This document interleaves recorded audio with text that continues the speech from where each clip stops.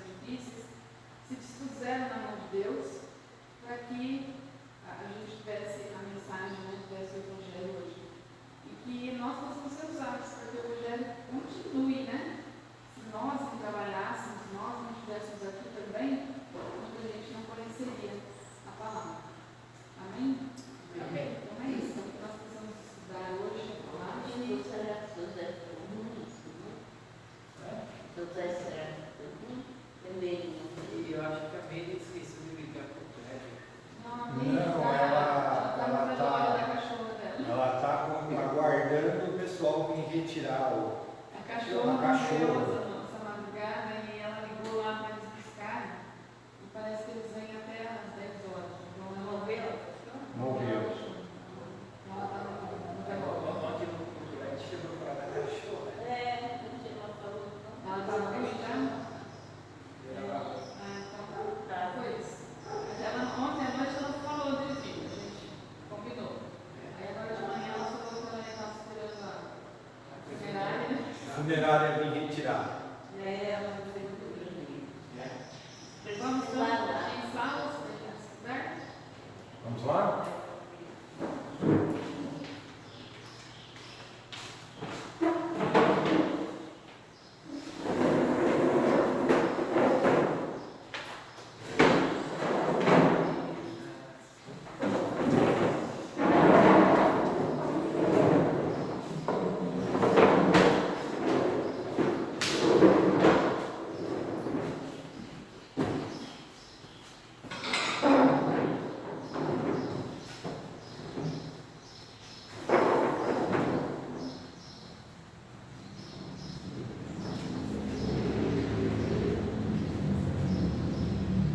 Bom, gente, hoje nós vamos terminar o capítulo 3 do livro de Mateus. Tá? Nós paramos no versículo 13, e aí eu gostaria que vocês lessem do 13 ao 17. Nós vamos falar sobre o batismo de Jesus.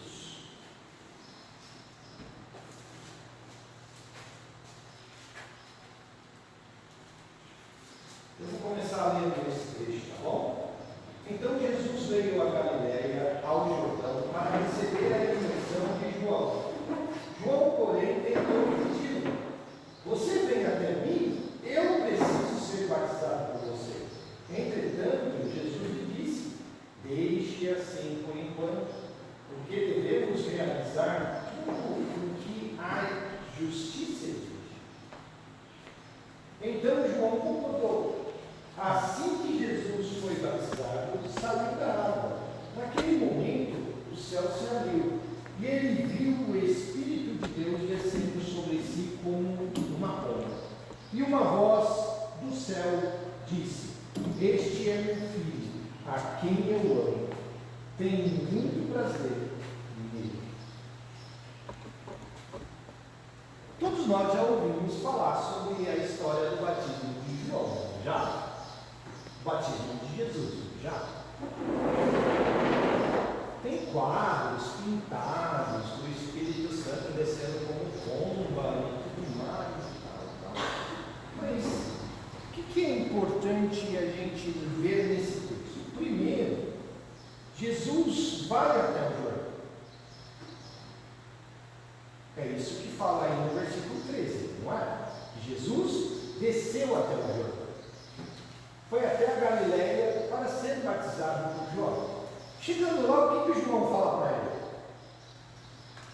Para mim, o senhor me batizar, não eu te batizar. Não o contrário. Você vem até mim para que eu te batize? E o que Jesus responde para ele?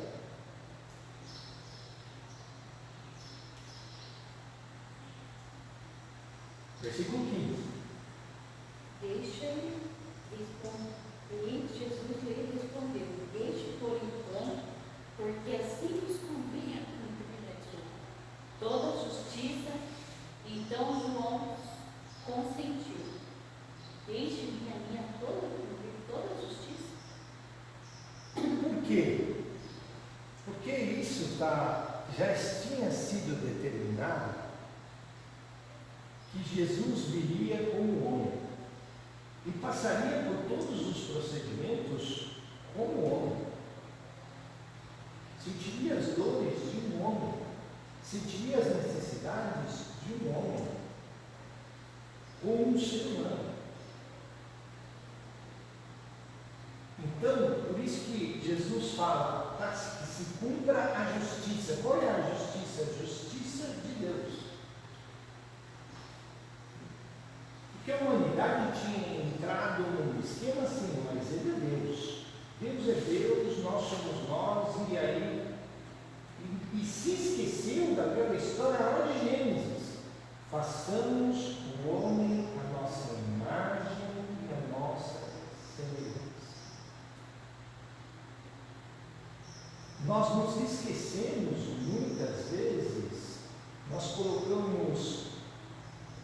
uma forma tão inacessível que muitas vezes nós nos esquecemos que nós somos feitos à imagem e semelhança dele, que ele nos criou para ter relacionamento conosco, e Jesus é a prova cabal disso.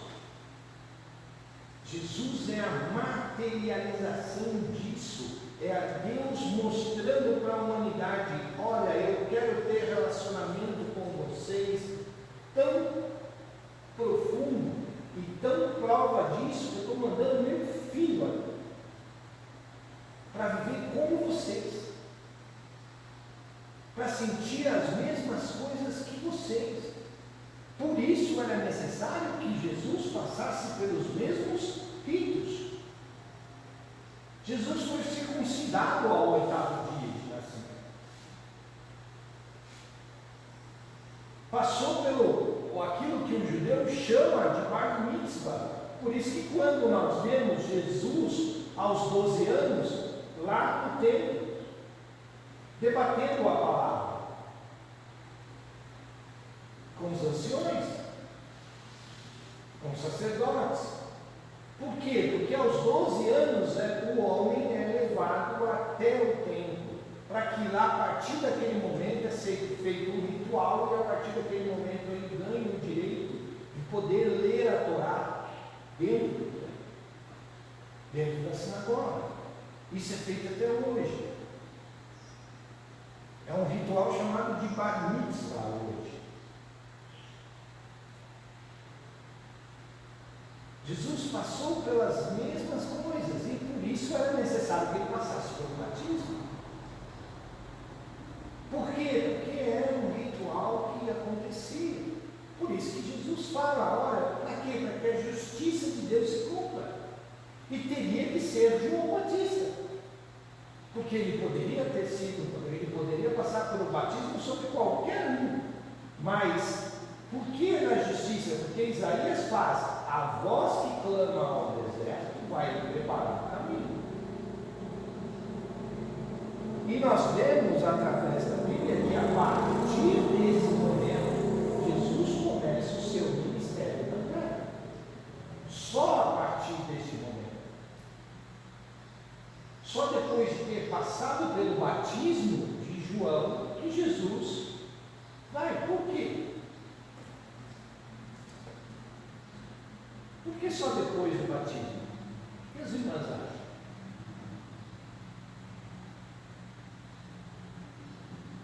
Jesus já tinha 30 anos de idade. Romão, formado. É como se ele está pronto.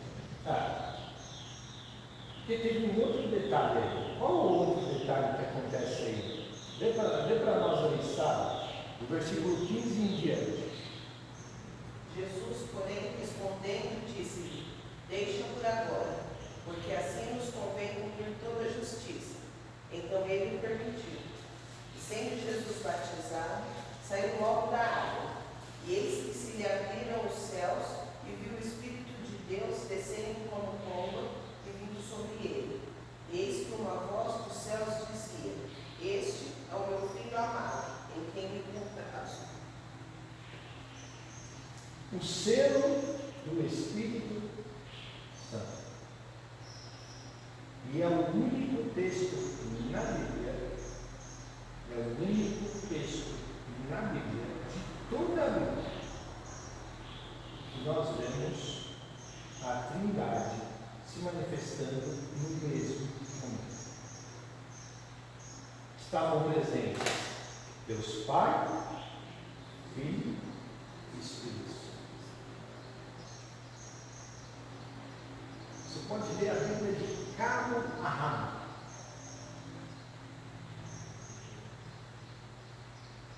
É o único momento em que os três estão descritos no mesmo instante, no mesmo momento, no mesmo local, atuando no mesmo momento. Qual é o outro cumprimento disso hoje nas nossas vidas?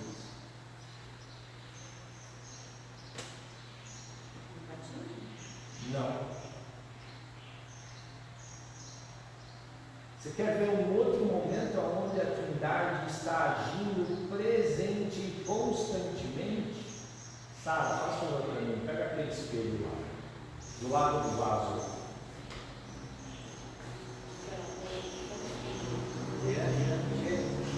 Chegando em Gênesis.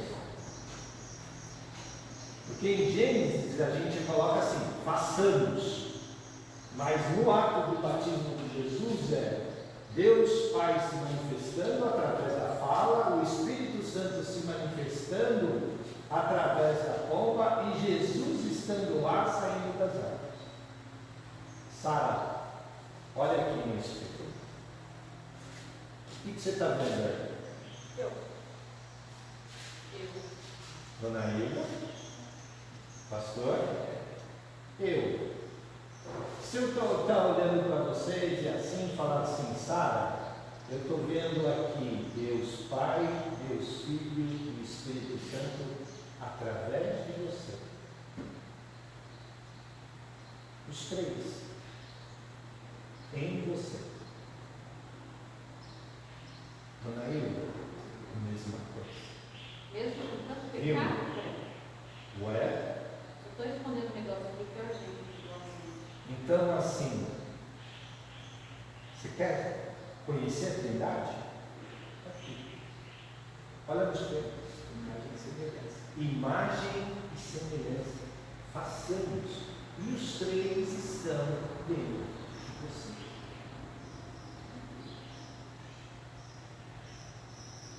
É outro momento. Isso só é possível através de quem? Jesus. Porque nós temos Jesus dentro de nós. Já tinham pensado nisso? Eu penso assim, todos têm, independente do pecado, mas todos têm que se seguir. Mas nunca vai chegar ao pé do Senhor. Agora aí é que está. Eu posso perder o Espírito Santo? Pode. Posso ou não? Pode. Como? Exato. Porque eu sou templo e morada do Espírito Santo. Sou templo e morada de Deus. Deus pode compactuar com aquilo que é errado? Pode habitar numa residência que é suja?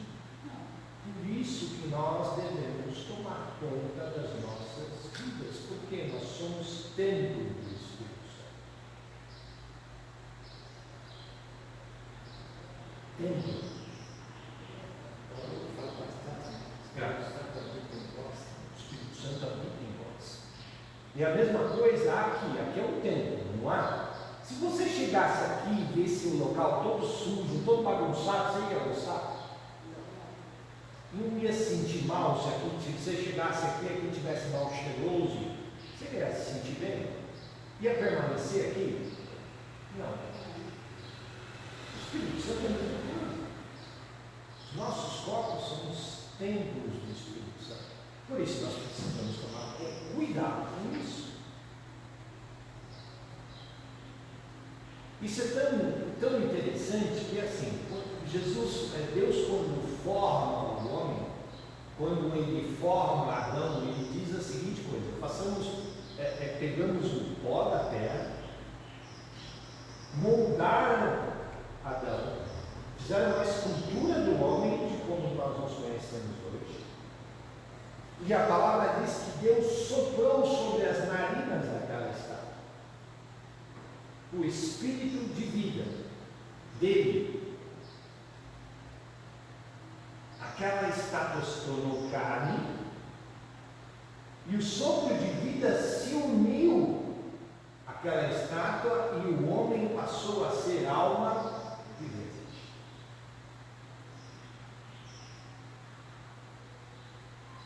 Então é muito interessante nós sabermos o que Deus está querendo mostrar para a humanidade nisso. O ser humano, ele só é completo se houver a operação dos três: corpo, alma e espírito.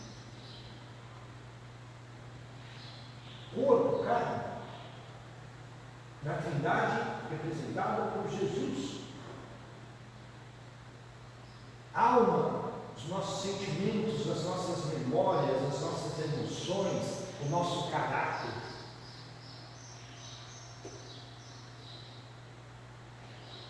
Nós em si. E a vida, sopro de Deus. Dá para ter vida sem corpo? Dá para ter vida sem corpo?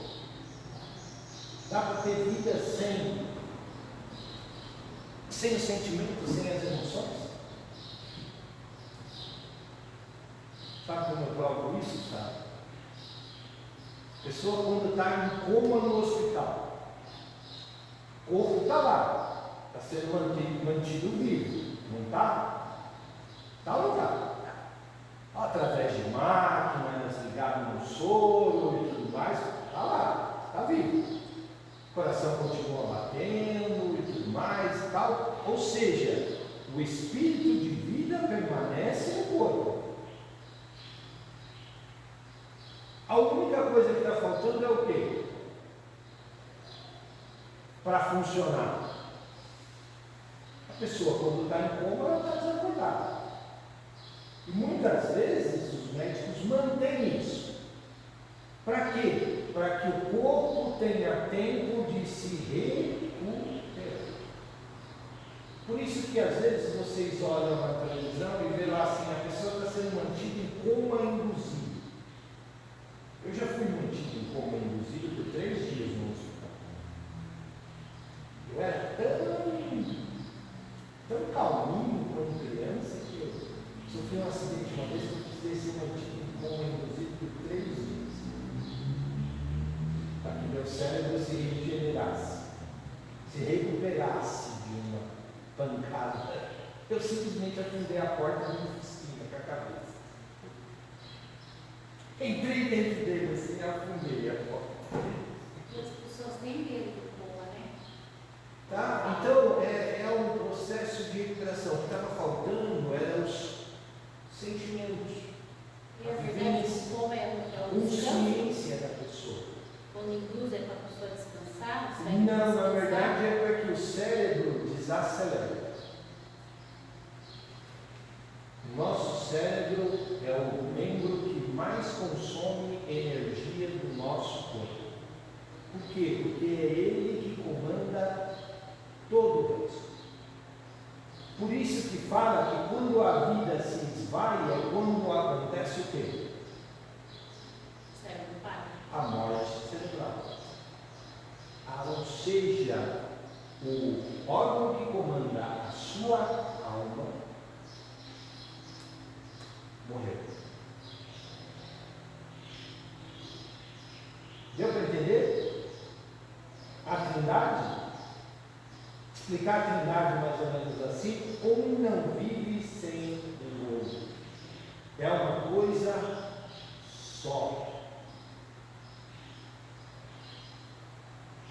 O homem foi formado à imagem e semelhança de Deus nesse aspecto também. Um não vive sem o outro.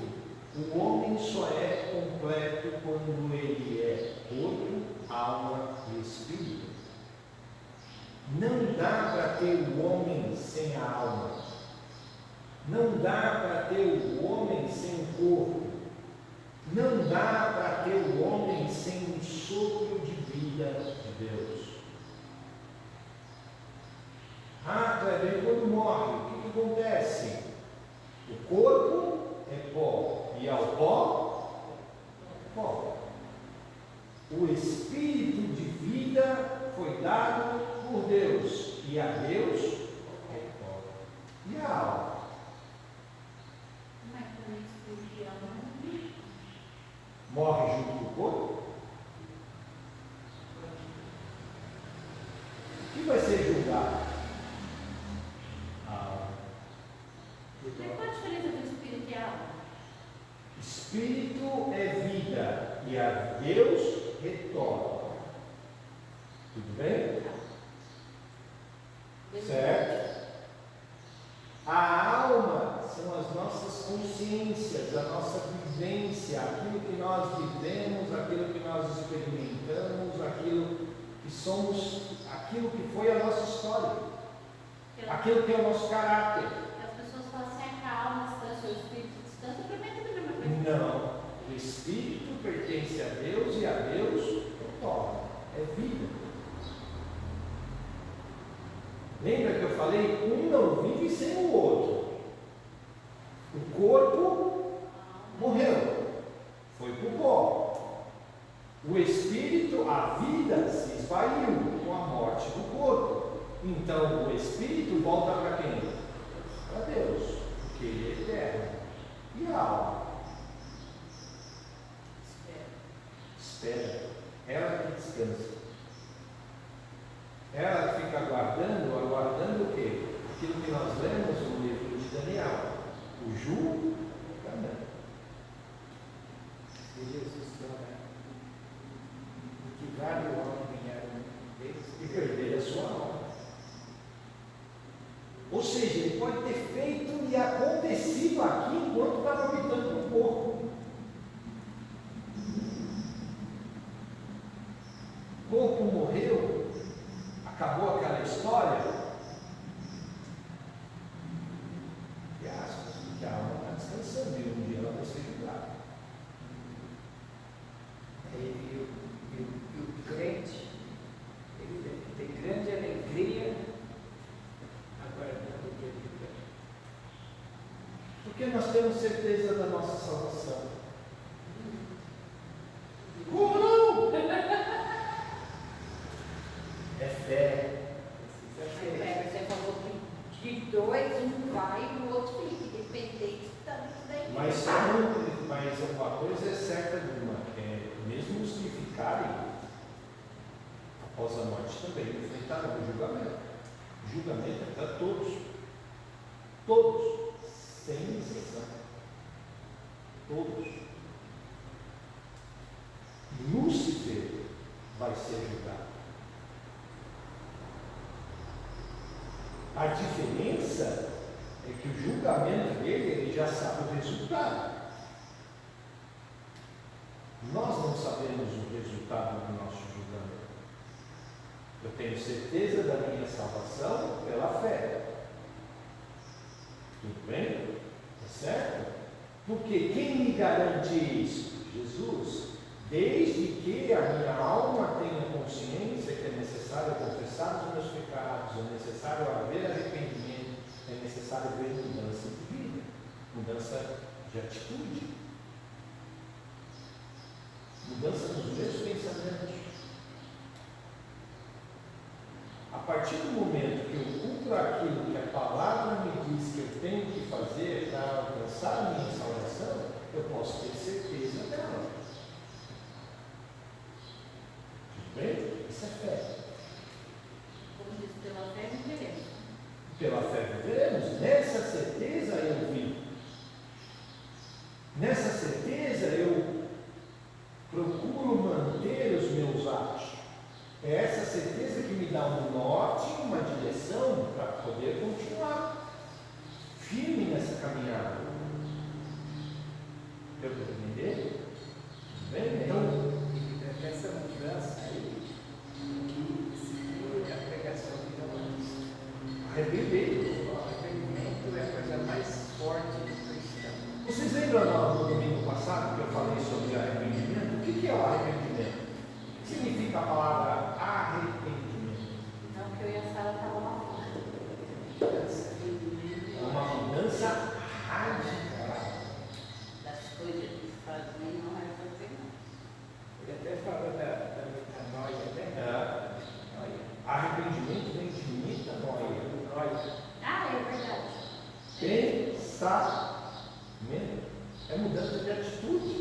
É uma mudança. Lembra por que eu citei no corpo, a alma e o espírito? Não só por causa da Trindade, tá ok? Mas porque nós vamos bater muito nessa tecla de arrependimento, porque a pregação de Jesus é sobre arrependimento.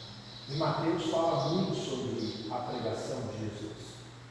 Então nós vamos ver João Batista falando sobre arrependimento e Jesus falando sobre arrependimento.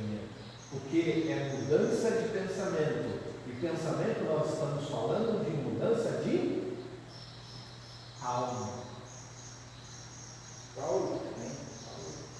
Porque eu falei para vocês que a alma são os nossos pensamentos, as nossas atitudes, o nosso caráter. É o nosso HD. É ela que registra tudo isso. Por isso que é ela que é julgada. Tudo bem? Deu para entender a história corpo, alma e espírito? Entendeu a diferença do espírito e da alma? Tudo bem? Tá certo? Então, o espírito volta a Deus, o corpo volta ao pó, e a alma. Tem aí um lance do corpo ainda que tem umas pessoas que não passaram por o corpo, não se tornou pó. Quem pode citar 2 exemplos disso aí na Bíblia? Mas eu tô O falando. que foi? Isso aí, irmão. Então, O que foi arrebatado, não é? Uma capa de fogo. Ele falou no mal aí. e teve um outro que foi bem antes dele ainda, Enoque e Elias. Enoque e Elias. Eles foram literalmente levados aos céus com o corpo de tiveram que ter seus corpos transformados, como por exemplo, Elias vai numa carruagem de fogo. Como é que uma carruagem de fogo, você entra dentro de uma carruagem de fogo e vai queimado com esse corpo? Embora Sadraque, Mesaque e Abednego passaram pela mesma experiência. Não é? Então, por quê? Porque Deus transforma. Deus transforma. E também tem a turma que vai ser arrebatada. Como dizia minha prima, minha tia Adrianinha, ela falou: Deus, permita que eu seja arrebatada, que eu suba da turma. Eu quero subir da turma. Tinha uma tia que pensava assim, ela morreu com 83 anos. Mas ela falava assim: eu quero ser arrebatada, eu quero subir da turma. Eu também quero subir da turma. Eu tenho pedido a Deus se possível, essa graça, ser arrebatado da turma. Mas, se não for, também. Jesus foi arrebatado, levou para o céu. Daí, caiu culpada, vai ficar doido. Minha mãe vive pedindo para Deus a morte. Minha irmã falou: quando você ficar pedindo, Deus não vai te levar. A morte não vai não. A minha mãe pede. Olha, Deus, todos nós temos um livro chamado O Livro da Nossa Vida. Moisés fala sobre isso quando ele conversa com Deus. Porque a tradução da Bíblia diz: risca o meu livro do livro da vida.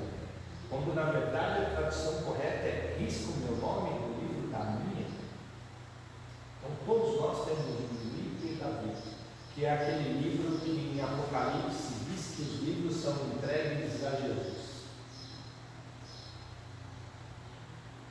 Os rolos são entregues a Jesus, ou seja, são os livros das nossas vidas. E nele está determinado o dia que eu vou nascer e o dia que eu vou morrer. Eu posso mudar isso? Não. Se eu falar para você que teve gente na Bíblia que mudou isso. eu acho que você, o enforcamento, o envenenamento, eu acho que Não, eu posso mudar que Deus mude a data do meu nascimento? Não. Eu posso nascer de novo. Nicodemos, necessário é nascer de novo. Dali para frente que conta. Esse mesmo leva em conta o período da ignorância. Da ignorância. Tá certo? Então eu posso ter uma nova uma segunda chance? Posso. Agora eu posso mudar o dia determinado por Deus da minha morte? O que vocês acham? Acho que não. Dona Hilda? a partir de uma vez do dia, de qualquer jeito, a pessoa morre. Deus não vai avisar.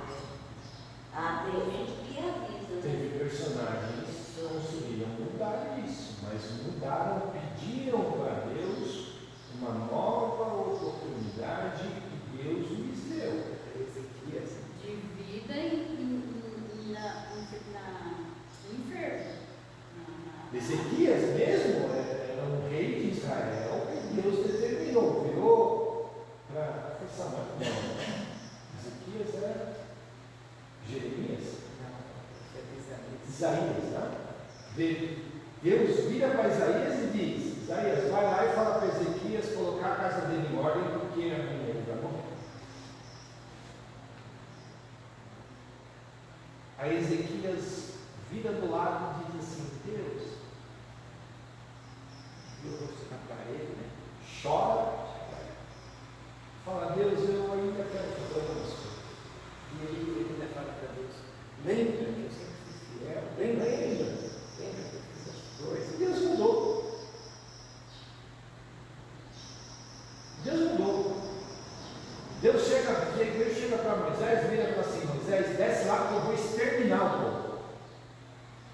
Deus já tinha determinado a morte de todo o povo. E por causa de Moisés, da intercessão de Moisés, Deus mudou de ideia. Posso fazer isso? Posso. É possível fazer isso? É.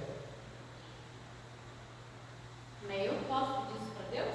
Pode. Se eu estiver no meio de cama, saber como Pode. é? Agora, Vai da minha será fé. que eu tenho? Vai da sua fé. E vai também do relacionamento que você tinha com Deus, que você tem com Deus. Qual é a intimidade que eu tenho com Deus? Para chegar nesse nível tem que ser. Ninguém tem, me perdoa, viu, pastor? Desculpa. Você fala que você não. Não, porque é Você fala que você vai é superar. intimidade. Isso daí é individual. Eu lembro que eu tive uma vez, eu frequentava e fazia a liderança de uma célula, e um dos membros dessa célula, uma vez nós estávamos conversando sobre Moisés, aí ele virou e falou assim: sabe o que eu pedi para Deus essa semana? Eu queria ser que nem Moisés. Só isso. Passar pelo deserto. Dura coisa, você tem noção daquilo que você pediu para Deus? Ele falou assim: por quê? Ele falou assim: não é bom você ter a intimidade que Moisés tinha e tudo mais? Eu falei: é bom, mas você está disposto a pagar o preço que Moisés pagou por essa intimidade? Por ter esse relacionamento? Está disposto a pagar o preço? Aí ele pagou o preço. Eu falei assim: como assim? Eu falei: estuda a vida de Moisés. Igual José, né? Eu ia falar de Noé. Ou até mesmo não é. Não, tudo bem, eu quero ter o mesmo relacionamento que Abraão tinha com Deus. Tudo bem, estou disposto a pagar o preço. Quais foram os preços que Abraão pagou? Mas matou o filho. Além de ter quase matado o filho, Abraão saiu. Deus vira para ele e fala assim: Abraão, sai da tua casa, larga a tua parentela. Ou seja, sai de tudo aquilo que você conquistou, que é herança sua, que já é seu, bota tudo em cima da carroça, no lombo do burro e rapa fora. Mas eu vou para onde, Deus? Para onde agora não te convém saber. Sai sem rumo. Preciso ter muita coragem. Muita coragem. Está afim de fazer? Não, saiu na rua, eu tenho medo de ser assaltado. Imagina andar assim. Então, mas tudo que nós temos, nós pagamos um preço. Todos nós somos casados. Os nossos relacionamentos custam um preço? Custa, cara. Custa, não custa? Porque casamento é negação. Negação de quê? De nós mesmos. Então, o relacionamento com Deus também tem um preço. Estou disposto a pagar? Porque se eu estou nele até agora é porque alguma coisa Alguma tem coisa tem propósito. Então, nós estamos dispostos a pagar o relacionamento, mas conforme o relacionamento vai avançando, as coisas vão se tornando mais fáceis e mais tranquilas. Mas também tem um preço. Davi era o homem segundo o coração de Deus, não é? E Davi tinha seus sonhos? Tinha. Quem pode dizer um sonho de Davi que era um sonho que, para ele, eu acho que foi a maior frustração de Davi foi essa? O que vocês acham? Davi aprontou bastante, não aprontou? Muito, mas era um homem segundo o coração de Deus. Tudo ele pedia perdão, né? Mas ele pedia perdão, ele ia lá, se arrependia, e era um arrependimento genuíno, porque você não vê mais na história de Davi cometendo o mesmo erro. Você não vê Davi cometendo o mesmo erro duas vezes. Ele vinha, se arrependia e não pecava mais. Naquele mesmo erro, não caía mais no mesmo erro. Mas Davi pagou um preço pelas suas escolhas? Pagou um preço por ser o rei que foi? Pagou. Davi tinha um sonho: eu quero construir um templo, eu quero construir a casa para Deus. E Davi monta tudo, arruma tudo, conseguiu guardar riquezas, ouro, prata, pedras preciosas em grande quantidade e tudo mais. Fez uma maquete linda, bonita, maravilhosa do templo, contratou engenheiros e tudo mais. Chegou no final da vida, Deus virou para ele e falou assim: você é um homem de guerra, você tem muito sangue nas suas mãos. Então você não vai construir a minha casa comigo. Vai ser seu filho, mas você não. E a mulher era Tinha tudo pronto, prontíssimo. quando a gente canta Tudo bem. a gente acaba no finalzinho ali. Quem somos nós aqui? Tá? E era a grana toda como um E Deus virou para ele e disse: mas Deus, eu fiz o que fiz porque você mandou que eu fizesse. Importa, meu amigo, você tem muito sangue na sua mão. Então a casa não pode ser construída por você. Mas a riqueza que ele ajuntou, o filho usou ou o filho dele Filho deixou usou. usar a riqueza? Não, o filho usou. Aumentou ainda. Mas ele usou a herança. E ele virou ainda para Salomão e diz assim: olha, naquilo lá você não toca a não ser para construir. Está me entendendo?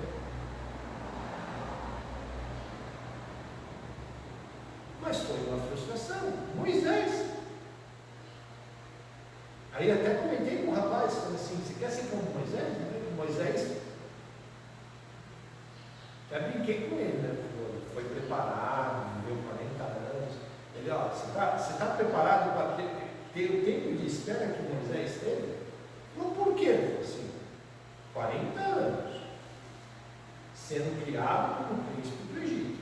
Depois ele vai lá, mata um egípcio, foge e passa mais 40 anos no deserto. Só aí já são 80. Aí ele demora com o povo mais 40 anos. 120. A idade foi pesando. Tinha todo o conhecimento, foi tratado como príncipe e tudo mais, aí Deus, você cai assim, zum, rapidinho. Como assim cai rapidinho? Cai rapidinho. Vivia em toda a mordomia no palácio e tudo mais e tal, de repente foi tirar carrapato de ovelha. Aí depois de ter passado todo aquele perrengue no deserto, ele volta para o Egito para tirar o povo só pesando na cabeça dele e tudo mais e tal. Ah, beleza, ele tinha altos papos com Deus, vivia no monte e tudo mais, passava 40 dias no monte, aí depois passava 2 anos escutando o povo pesando na orelha dele. E só contando. Estou disposto a pagar esse preço? 40 dias de bênção, 2 anos de perturbação. E não acharam que Moisés, é uma chance de ele ter se levantado. E chega lá em cima do monte, Deus olha para ele no término de tudo isso, quando ele está às portas da terra prometida, ele fala assim: beleza, agora eu vou entrar sobre o que eu batalhei 120 anos da minha vida, agora eu vou ver a concretização desse sonho. Lembra de Davi? Aí Deus vira para ele, leva ele lá em cima, mostra a terra toda para ele, mostra como vai ser e tudo mais e tal, beleza? Só que tem um problema, Moisés. Ele falou: o que foi, Deus? Você não é. Eu acho que Moisés deve ter virado para Deus. Isso é achismo meu, tá, irmãos? Eu acho que Moisés deve ter virado para Deus. Como é que é? Pela intimidade que Moisés tinha com Deus, eu acho que Moisés fez isso. Meu coração não está preparado para isso. Como é que é?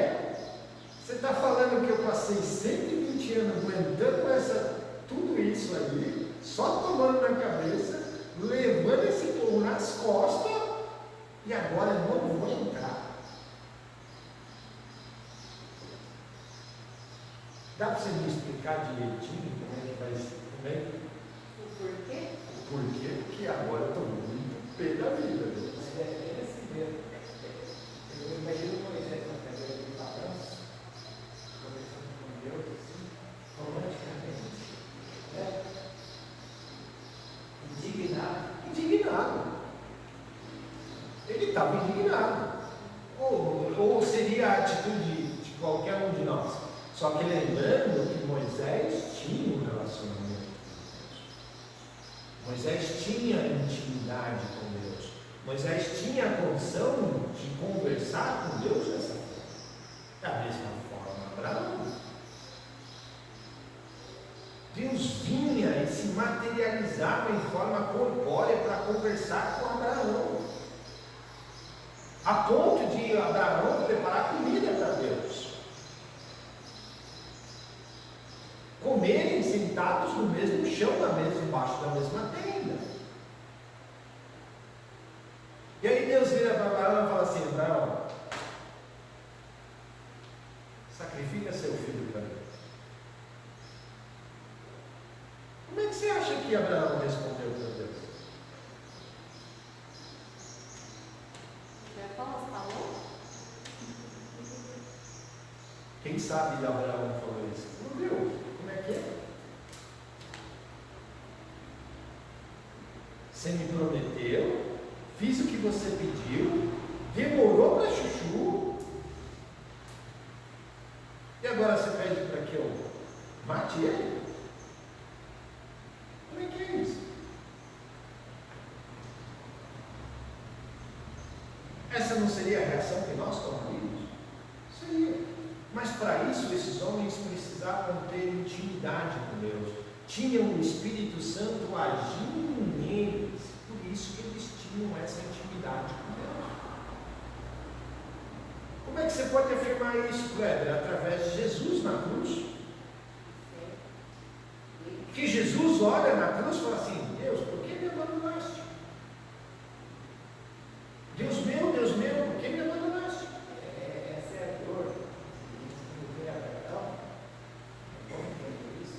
Eles têm que ver Deus também, a dor que Deus sentiu por Jesus da cruz. Sim. Abraão ficou com dor porque ele dá o filho. E aí Deus não deixou ele dar. Mas Deus sabe que era o filho de Deus. Então era a dor de Abraão e a dor de Deus. De Deus também. O filho não foi, olha que ele Testou a fé.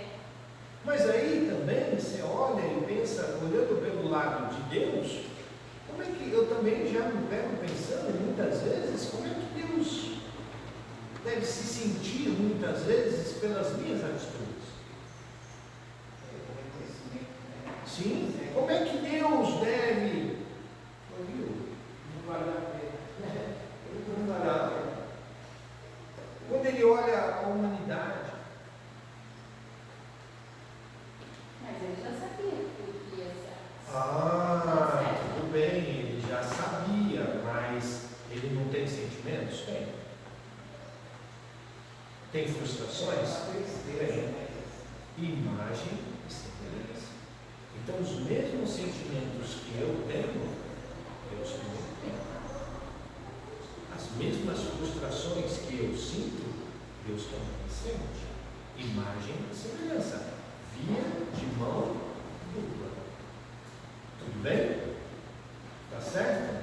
Então, gente, se eu fosse resumir o capítulo 3 inteiro, eu colocaria assim: arrependimento é a palavra-chave da vida cristã. Arrependimento é a principal. Frutos não são ritos. Prova disso, batismo, executado por João Batista. Era um rito, era um ritual. Nós falamos sobre isso na aula passada. O batismo para o judeu é um ritual de purificação. Tudo bem? Mas qual era a diferença? Que os fariseus iam lá e João Batista sentava a lenha na orelha deles. Por quê? Porque sabia que aquilo lá era feito para eles simplesmente por um rito, para aparecer para o povo. Não era de coração, não era genuíno. Fala de religiosidade. Adianta eu ser religioso ao extremo e na minha vida não condizer com aquilo que a minha religiosidade exige. Não adianta eu fazer para os outros, eu tenho que fazer para Deus. Estava conversando com o pastor isso hoje de manhã. Porque quando eu faço para os outros, eu acabo, chega uma hora que vem um desânimo. Bate o desânimo. Tudo bem? Por isso que a gente vê as igrejas vazias hoje, porque as pessoas não querem compromisso com Deus, elas querem fazer as coisas por religiosidade e fazer as coisas para os homens, olhando os homens, não olhando Deus. Então estejamos na igreja por causa de relacionamento com Deus, não por causa do homem. E é importante não deixar passar frutos dignos de arrependimento. Quem se arrepende de verdade dá frutos dignos de arrependimento. Mostra, aí vai atrás de almas, buscar pessoas da igreja, trazer para que aconteça. Não adianta se arrependeu e ficar isolado na casa só para ela. Tem que buscar. Está cheio de almas perdidas aí, precisa se arrepender. Tem que mostrar Mudança. Arrependimento, metanoia. Metanoia é mudança radical de pensamento. Paulo ele fala essa metanoia como um novo homem. Pessoal, mudança, transformação, nascer de novo. É como se se jogasse de Satanás, de repente, e agora você quase jogar no time de Jesus. Você não pode mais pôr aquela camisa. E aí eu quero fazer só a introdução do capítulo 4, gente. O capítulo 4 ele é um divisor de águas no Novo Testamento. Por quê?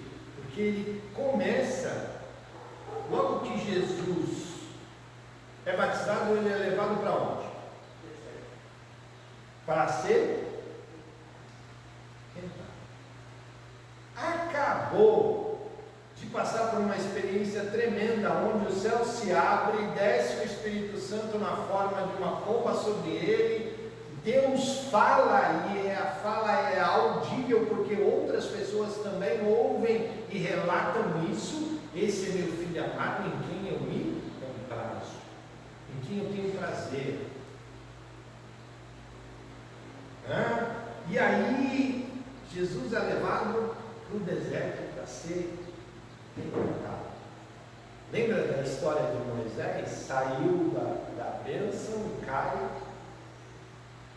deserto. José é a mesma coisa. Se nós analisarmos a vida de José, José tinha seus altos e seus baixos. Como assim? Tinha seus altos e seus baixos. Ele passava por uma tribulação tremenda e que não sei o que e tal, aí vinha um tempo de refrigério, caía de novo. voltava para a prisão. Altos e baixos. Jesus tinha acabado de passar por uma experiência tremenda, e aí Deus manda ele no deserto para ser tentado. Beleza? E aí depois nós vamos conversar bastante sobre essa tentação aí do 1 ao 11, se vocês quiserem já ir estudando. Depois nós vamos ver o porquê que Jesus foi para Galileia. Sabia que já estava escrito que ele ia ter seu ministério na Galileia, do 12 ao 17. E aí, do 18 ao 22, nós vamos ver Jesus chamando os primeiros discípulos. E aí, depois do 23 ao 25, nós vamos ver um resumo do que seria o ministério de Jesus. Tudo bem? Tá certo? Então, até a próxima aula. Pessoal, estimulem. Não sei se vocês perceberam aí, ontem aconteceu uma coisa que impactou o mundo todo. Vai ter reflexos no mundo todo. Eu lembro que a Vilma me fez uma pergunta uma vez sobre essa história da Venezuela. Você lembra da pergunta que você fez? Não? Você falou, isso vai atingir o Brasil? Vocês viram no jornal ontem que já houve repercussões. Tá? Só ontem, mais de 10 mil soldados brasileiros foram enviados para as fronteiras da Venezuela com o Brasil na região da Amazônia. Ok? Foi determinado que 10 mil soldados sejam transferidos para lá. Isso vai ter repercussão no mundo todo? Tem. Não se esqueçam, Jesus está voltando e os sinais estão aí. Eu não me atento muito para essas coisas que acontecem no mundo e que não sei o que. Se atente. Por quê? Porque os sinais estão aí. Estejamos atentos. E nós estudamos o livro de Daniel e vemos que os sinais iriam acontecer. Para quê? Para alertar a igreja. Quando a igreja estiver se preparada para isso, nós não estudamos o livro de Daniel à toa. Por quê? Porque os sinais estão acontecendo. Lembra da história de Subicatuba? A cada dia que passa uma, está mais perto. E eu não quero fazer parte dos 50% que fica. Eu quero fazer parte dos 50% que sobram. Se eu vou descer de volta ou se eu vou ficar lá e outros 500. Também não estou muito preocupado com isso não. Estou preocupado em subir. Sério, bom? Não precisa trazer gente para a igreja, fazer bastante. Fica na metade do pai. É isso aí. A gente vai cá, para ter bastante. Por isso que eu tenho insistido com o Manuel, sabe? Você fala para ele, continua com o Miguel. Eu falei, continua, termina aí, que eu já sei qual a parte dos 50% que vai ficar na cama. Fala para ele que ele vai ficar na cama certinho. Tá certo? Então, vamos lá, gente.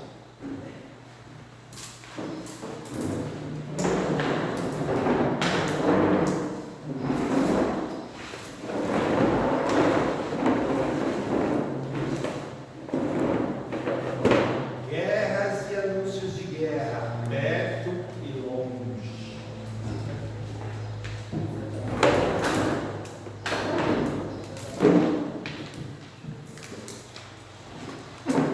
Direito, você não está em casa?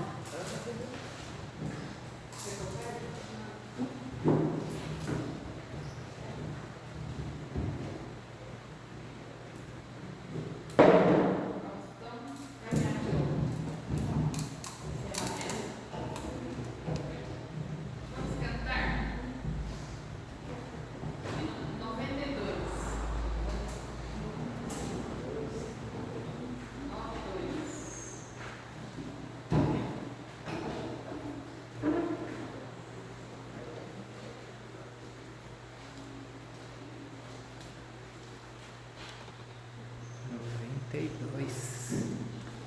92. Senhor, eu preciso de ti.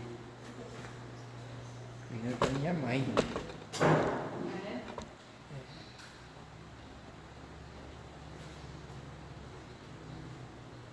Pronto, vamos lá? Eu creio, Senhor, na divina promessa, vitórias já tive nas lutas aqui. Contudo, é muito certo que a gente tropeça, por isso, Senhor, eu preciso de ti. A luz que me guia no escuro caminho, fulguras de cima do sol criador. Contudo, não posso segui-lo sozinho, por isso eu preciso de ti, meu Senhor.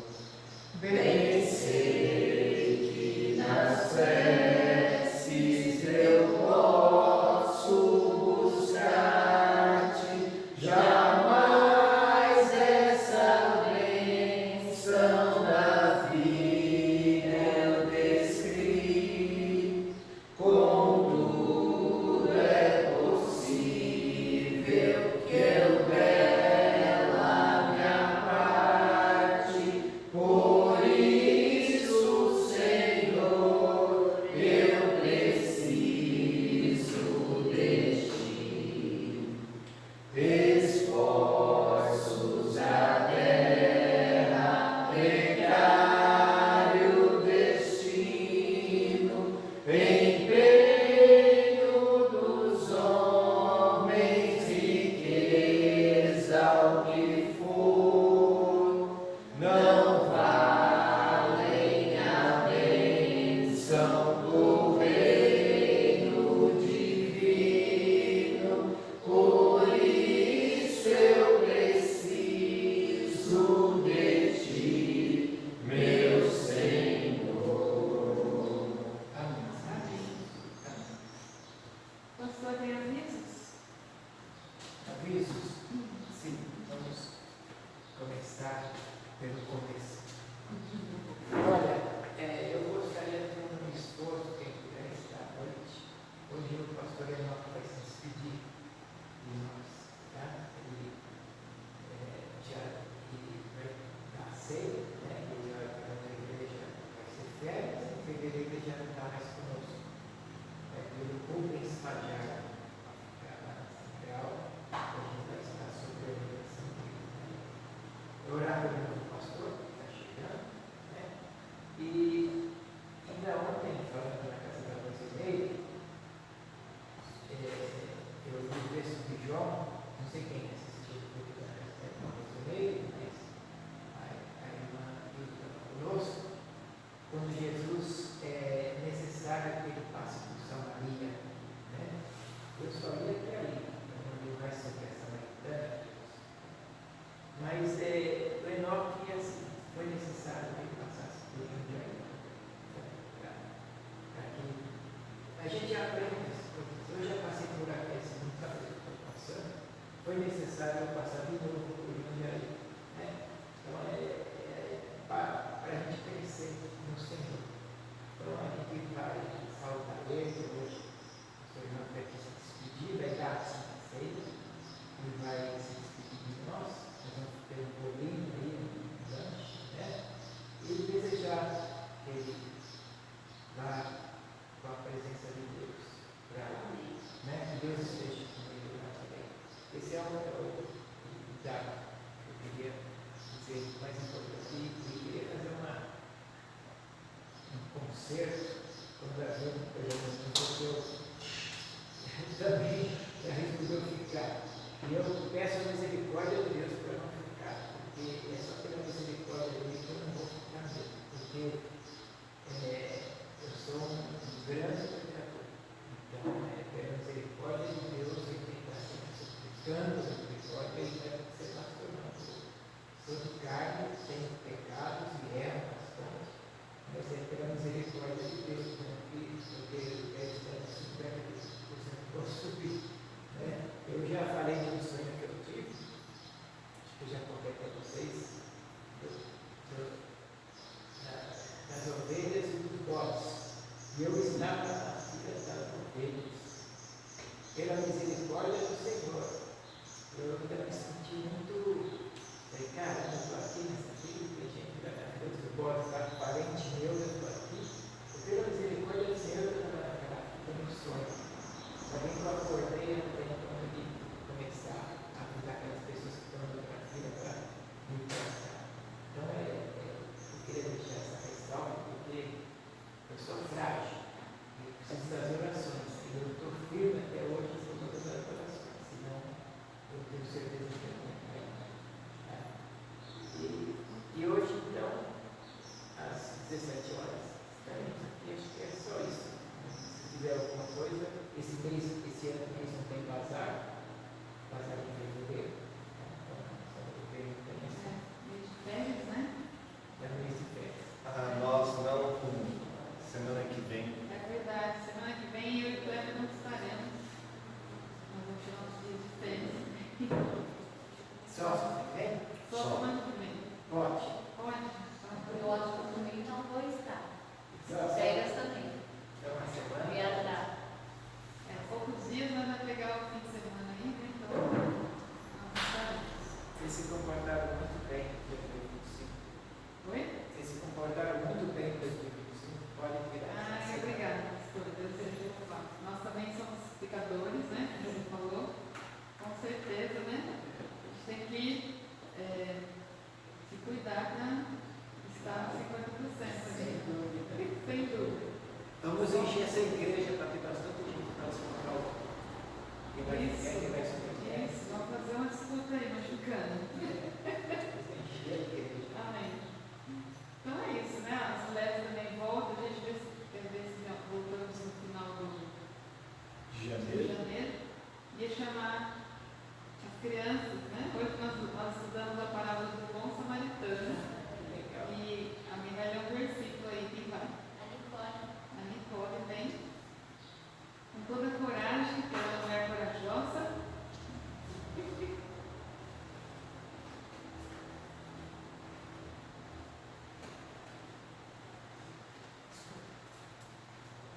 Nós aprendemos hoje como nós devemos amar a Deus e ao próximo. Eu vou conversar.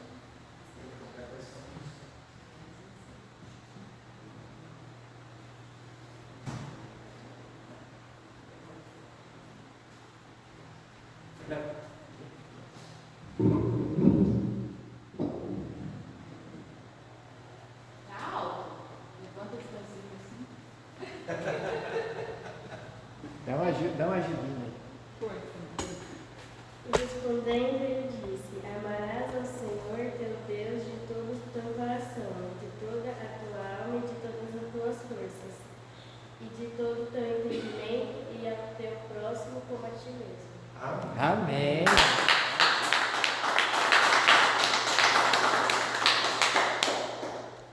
Obrigada. Vamos orar e trocar de pé, né? Vamos orar e encerrar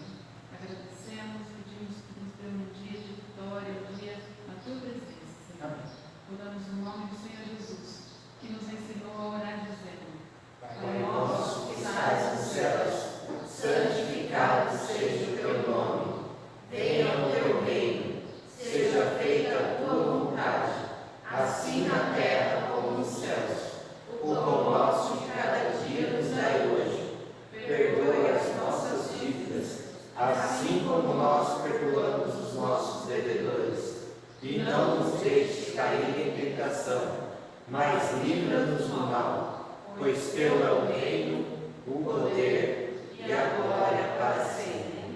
Amém.